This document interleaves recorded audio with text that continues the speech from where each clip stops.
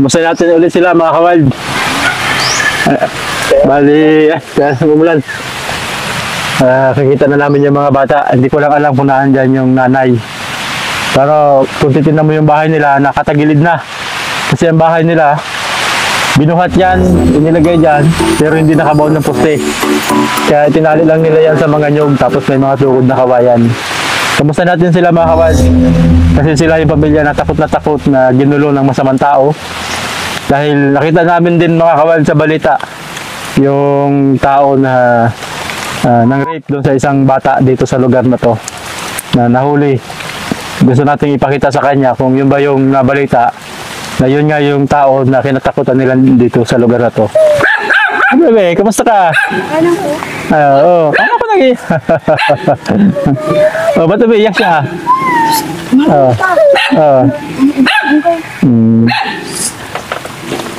May guardia mga kawal. Yan siguro yung... Kamusta na kayo, Neng? Okay lang, dati pa rin. Dati pa rin. Okay lang na, sa lagay ito sa damit mo. Para marinig. Kamusta kayo, Jessica? Yung dati may mga kinakatakutan kang mga masasamang tao dito na ano na ngayon? Kamusta na? Balita ko na naman meron naman daw po na pinapasok ngayong bahay. Ang bahay dito naman. Katulad nung na kinuruan daw yung mga gamit. Cellphone, mga po. Pero wala namang ginawang masama sa tao. Wala naman po. Magpasok lang sa loob ng bahay. Pinasok yung sa loob ng bahay. Taga saan daw? Hindi ko po alam. Pero yun lang balita ko dito. Sabagay, alam mo yung mga ganun, ang pinapasok nun, yung sa tingin nila may mga gamit. Opo, ganun nga po. Pero at least, wag lang yung mga taong gagawa pa ng masama. Opo, ganun nga sana. Pero din, yung nakwento mo dati na yung lalaki na parang tinatawag yung anak mo, kamusta? Bumalik pa ba? O ano na? Wala naman po, pero naramdaman ako na naman na isang gabi na may tao nga dito.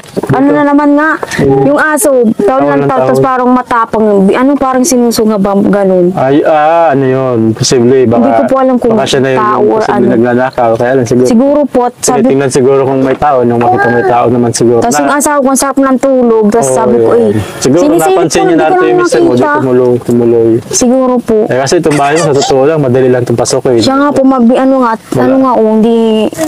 hindi pa ayos. Secure yung mga pinto mo. Tapos siyempre itong dingding mo. Pag ginanto, bukas-bukas na. Po, bukas kunting ay pasok na po kasi pag nanakawan kayo, totoo, susok-sukin lang, papasok lang yung kamay, kukunin na yung mga wala namang ganon. Wala naman po. Yan. Gusto ko lang ipakita sa iyo yung di ba yung nabanggit mo na inarest mo na yung rapist, Hinanap namin sa balita, ito ba yun?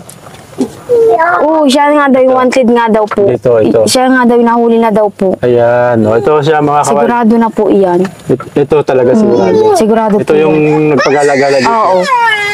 Bali. Saka yun din po ang sinasabi nila nga na yan talaga. Ito talaga. Ang nabiktima dito sa inyo, yung isang dalagita Oo. Tapos may nabalita din ako. Tapos may nabalita pang pinasok. Oo. Ano pa nga ibang mga nagawa nito? Yung parang mga ginawang krimen nito? Diyan daw, may pinasok daw dyan. Hindi ko alam kung anong basta, hinahabol nga nila, hindi daw mahabol-habol. Tapos may nabalita pa ako na may mag-ina na pinasok niya rin. Yun ba yun? Sila din ba yun? Siya din daw yan. Maraming nabalita na... Marami na daw yan. Pinapasok na ganun. Ito nga, tapos may mga... Pero ang pinakaan dito sa inyo, yung dalagita dyan na... po, yung nirip nga na estudyante. Nirip na dyan, Ayun. Siya nga daw po yun. Na yung magandang... Nabalita namin ito mga kawal, yung magandang dalagita dyan na pinasok nito. Tapos, mabuti na nga lang daw, hindi pinatay yung bata. Hindi daw po. At nakatakbo nga daw, pero muntik na daw po patayin kasi may dala daw itak. May dalang itak. Siya nga, kaya nakatakbo. Oo. Kaya pasalamat nga yung bata at di daw siya pinatay. At nakatakbo daw ay. Ayun. Yun din ang sabi ng bata na na parang nahuli to, sumakay ng bus, di ba? Ganun ba yung balita nyo? Sabi daw, sabi sumakay daw sa bus, tapos may may nakaabang daw na pulis. Pero kunyari na pulis siya, pero lang. Katulad po hindi siya naka-uniform. Hindi. Mga katulad lang sa inyo po. Tapos inares na siya. Inuli na siya. At siya nga daw yung wanted talaga sa Mabuti na lang at na-arrest na siya, at least una, matigil na yung ginagawa niyang kasamaan. Opo. Siyempre, ikalawa, mabigyan din ng katarungan yung naging biktima niya. Yun nga po. Kasi balita namin din, yung bata pa, nagkaroon ng trauma. Trauma daw po. Trauma. Tapos pero hindi ko pa alam kung nag-aaral pa siya Pumapasok ngayon. sa school. Tapos siyempre, kayo din, parang nagka-trauma din dito. Opo, at ganun nga nangyari nga na pag may bata din na May bata. ay nirep din, ay pinatay. Saan lugar naman yun? Hindi ko po alam, basta yun ang sabi nila, Ito may din kaya pinatay yung daw. nagawa? Ito Siya rin din daw may gawa. Ah, siya? Siya din daw may gumawa. Gumawa. Tapos madami nga ano na daw Marami yan na po. pala itong krimen Madami na daw ginagawa yung ano. Tapos yung sabing naliligong mag-ina, Naliligo mag-ina, o. ng bato sa ulo. Maraming Madami parang na daw po yung binibintang dito. traso. Maraming parang ibinibintang dito. Pero kahit ko kumpirmahin pa kung talagang siya, ano parang ganun. Pero para sabi nila parang nagsasalita na nga na gano'n nga. Ah, umami dami na. daw. Umami na po na madami na daw siyang inano nga ng mga taong binibiktima. So, umamin na rin pala. Opo, umami na. Bagay, marami doon, balita pa lang natin. Pero ang pinakakumpirmado yung taga rito, ano? Opo. Taga rito. Ito ba Taga may rito. kamag-anak dito? Wala naman. Napadayo lang dito. Wala naman po siyang kamag-anak kung ano lang. Ayun. Napadayo lang dito, Napadayo gano'n. lang dito. Tapos siyempre, kahit sino, nag-ano baga po, naglalakad-lakad yan. Pero kamusta ngayon dito sa barangay nyo? Parang ano na rin.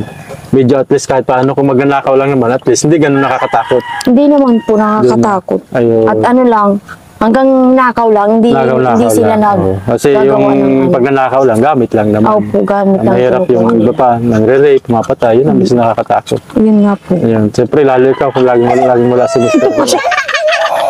Ayan na, tingnan mo yung tsura. Yung sinususot. Ayan. Kasi ito mga kawal, malayo na ito sa Kabayanan, medyo napasok to. So siguro, dahil malayo na siya sa mga pulis, malayo sa mga otoridad, Kung nasa liblib. parang ito yung nakikita nilang lugar na pwedeng pwedeng tagawa sila ng kasamaan, kalukuhan, mga ganun. Ano.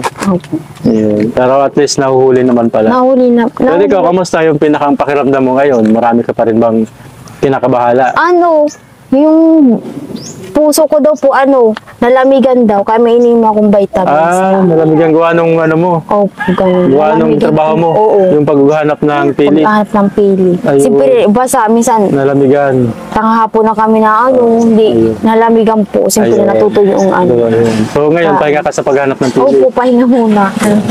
Dito lang ako sa baybante sa mga bata. At wala nang babanta. mo yung mga bata. Madalas talaga ganito lang, dito lang. Oo, ganito lang po. Parang nagsisiksikan, dito naglalaro yung mga bata. Siya po. Pero okay naman sa mga bata, hindi naman sila parang naiinip dito. Hindi naman. Di naman. Minsan po ay ganyan napunta lang. naman po kami dyan. Ayun. Nag-ano din. Minsan lang ganyan, nagkukulitan lang. Oo, nag-iriyakan. Iyakan, oo. Kasi mga kawal talaga itong bahay na to, dito nakabaon. Kasi plano nila, ilipat din kung saan sana sila makalipat. Kaya nilagyan lang nila ito ng pasak dito. Pasak, tapos ipinako. Para kung sakaling bumagyo, umulan ng humangin na malakas, hindi siya bumaliktad. Oo. Pero sa totoo, sa actual na bagyo, hindi talaga yan kaya. Hindi kaya niyan. Kaya naglagay naman sila nitong tali. Ayan. Ang problema nito, kung pagbuwal, malakas talaga yung bagyo, sumama na yung nyog. O kaya yung nyog ang mabuwal, magsama yung bahay. Ayan. Tapos, hindi natin ang makawal yung ito. Ayun, may hindi pa, oh. May biscuit, oh. Para, Ay, salamat. Salamat po. Ayun. Ay, Dito, pag maulan, hindi ka rin masyadong mawaba. Hindi pa Maputik dito. palusak nga po. Grabe. Tapos itong mga bata, ganun din. Ganun din nasa taas Hindi na. rin sila masyadong mawaba. At tapos lalo nang gustong-gusto pang magbaba ay sabi ko malusak na nabulang Malusak. ko. Ayun. Sama ko baga malaki po sa tubig. Oo. Ayun, oo nga, no. So, diyan ka nagluluto pala sa loob Apo, ngayon. sa Kasi wala pang kusina dyan. wala pa. Hindi kayo gumagawa ng kusina dahil iniisip nyo kung saan lilipat. Kung saan lilipat, Oo. doon na lang gagawa ng kusina. Sana po gagawa ng maayos ayos. Ayun. Kaya itong bahay nyo, hindi rin ibinaon. Hindi po, nakaano lang po. Teka, kamusta pag malakas ang hangin ito? Nauga. Nauga. Ayun. Umuga.